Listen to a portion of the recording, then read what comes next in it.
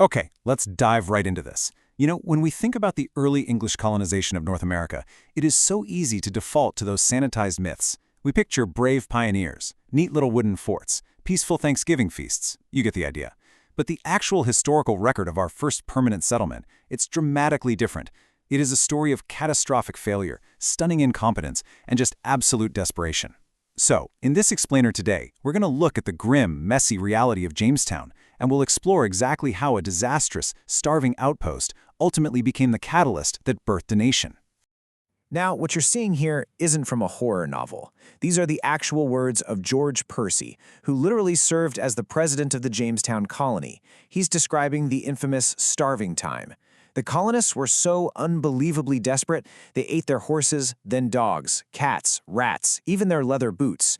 And yes, as this quote shockingly reveals, they eventually dug up corpses just to survive.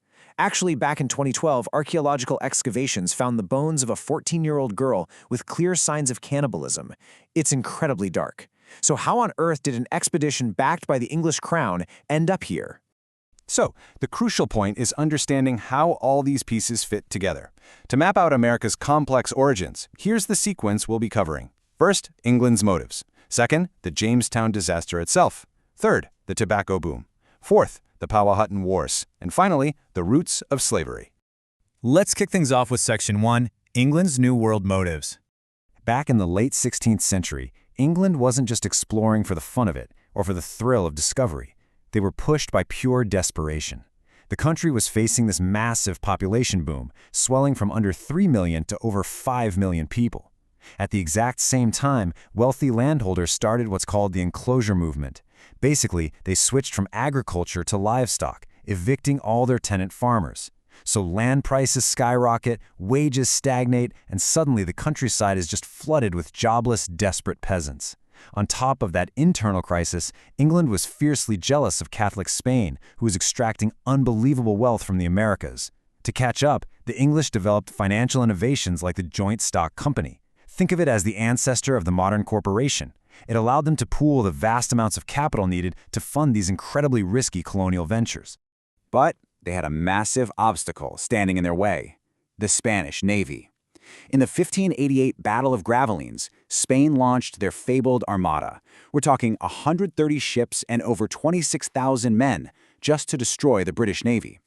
English ships harassed them, sure, but what really saved England was this massive, complete fluke of a storm.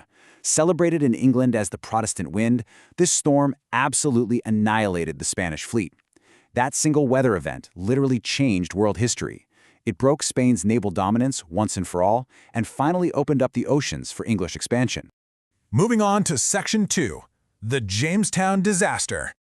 Fast forward to 1607. The Virginia Company sails 40 miles up the James River to pick their settlement spot, and the stark contrast of that moment is just staggering. And this brilliantly illustrates the divide. On one hand, Chief Powhatan led a massive confederacy of over 10,000 people.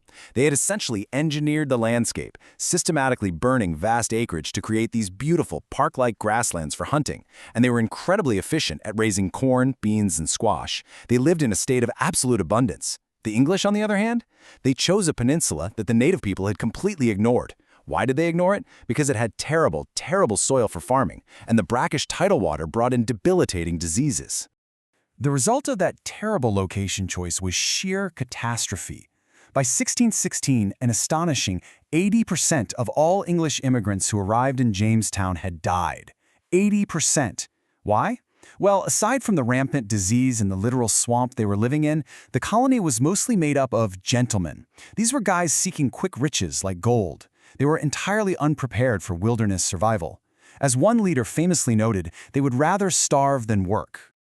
To save this crippled colony, John Smith took command and instituted a strict new law: "He that will not work shall not eat." But it wasn't just Smith's harsh discipline that kept the English on life support. It was actually Native American diplomacy. Chief Powhatan kept the English alive during their first winter, eagerly trading food for English metal axes and guns. Smith even claimed his life was saved by Powhatan's daughter, Pocahontas. But still, even with these lifelines, Jamestown remained a commercially disastrous tragedy. Which brings us to Section 3, the tobacco boom. For Jamestown to survive long-term, it desperately needed a product. It needed a catalyst. And that catalyst turned out to be a plant that King James famously despised. He called it a noxious weed, harmful to the brain and dangerous to the lungs. But the thing is, Europe was entirely addicted. So, in 1616, a colonist named John Rolfe, who by the way later married Pocahontas, crossed tobacco strains from Trinidad and Guyana to plant Virginia's very first crop. And it was a massive, game-changing hit. Now, what's really interesting about this slide is the sheer scale of what happened next. The result was an absolute explosion in production. Within just 40 years of sending their first cargo back to England, the American colonists went from zero to exporting 15 million pounds of tobacco a year. 15 million! Tobacco literally saved Virginia from ruin and laid the economic groundwork for the future United States. But here's the catch. Tobacco is incredibly labor-intensive. They had limitless land, sure, but they desperately needed bodies to work it. To solve this huge labor vacuum, the Virginia Company created the headright policy in 1618. Think about what a massive artificial incentive this was. Wealthy planters could amass huge estates simply by paying for the ocean passage of poorer English people. This policy created an absolute, insatiable engine for migration and land acquisition. Imagine the social chaos this engine created on the ground. Droves of colonists poured in, and they were mostly young, single men signing contracts as indentured servants. So the sex ratio was wildly unbalanced. The Virginia Company even tried to fix this by importing 147 women, pricing their passage at 120 pounds of tobacco each for marriage. Yeah, really. But the vast disparity remained. This led to a hyper-competitive, incredibly violent frontier society of young men who were just desperate to finish their servitude, grab their own 50 acres, and plant their own tobacco. And doing that meant constantly pushing outward into native land. And that constant pushing leads us to Section 4, the Powhatan Wars. The native people did not just sit back and watch passively as their ancestral territories were swallowed up. This wasn't a single, brief skirmish. It was a brutal, generational conflict. Following the First War, Chief Powhatan's successor, Opechancanough, launched a massive surprise attack in 1622.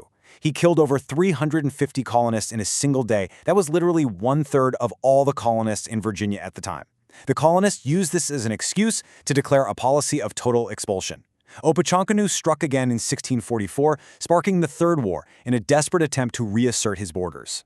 You can actually see the turning tide directly in John Smith's incredibly detailed 1612 map of Virginia. It perfectly represents the English gaze, surveying, dividing, and claiming the landscape for themselves. By 1646, the English had invaded Powhatan lands, burning down towns and cornfields. Opechancanough was captured and ultimately murdered right in Jamestown. The resulting peace treaty completely dismantled the Powhatan as a paramount chiefdom, reducing them to confined tributaries of the crown and permanently redrawing the map of Virginia. This brings us to our final and most somber chapter, Section 5, the Roots of Slavery. As the colony secured its borders and expanded that massive tobacco empire, it demanded an ever-growing, highly controlled labor force. The year 1619 marks a foundational, tragic moment in this story. A Dutch slave ship arrived in Jamestown and sold 20 Africans to the colonists. Make no mistake, this was the birth of Southern slavery. However, the rigid system we associate with the antebellum South didn't spring up overnight. Ideas about race and servitude in these early years were actually not yet fully fixed in the English colonies. Let's move to the next slide and see how this builds. In the early 1600s, white indentured servants, native captives, and enslaved Africans all worked side by side in grueling conditions. It created what historians call a peculiar brand of equality based on shared suffering. Some Africans, like a man named Anthony Johnson, actually fulfilled his period of servitude, became free, and then became a prosperous land-owning tobacco planter himself. But as the century progressed and the hunger for labor intensified, this early fluidity completely vanished. By the late 1600s, a fatal turning point occurred. Enslaved Africans began to permanently replace indentured servants as the primary workforce. And in 1662, the Virginia Assembly passed a chilling law. The enslaved status of a child would officially be tied to the status of the mother. This specific piece of legislation was the real turning point. It legally codified permanent, heritable racial slavery. It ensured that generations of human beings would serve as the perpetual engine for the colony's growing agricultural wealth. So, what does this all mean? Jamestown was not some pristine endeavor of liberty. It was a desperate, disastrous corporate venture that survived only by stumbling into an incredibly lucrative crop. But that crop demanded land, which led to the devastating displacement of native peoples. And it demanded labor, cementing the institution of racial slavery into the very bedrock of the colony. I want to leave you with a thought to reflect on. How do these messy, deeply intertwined roots of profit, displacement, and permanent human cost continue to shape the complex legacy of the United States today? Thanks for exploring this history with me, and keep questioning the history you think you know.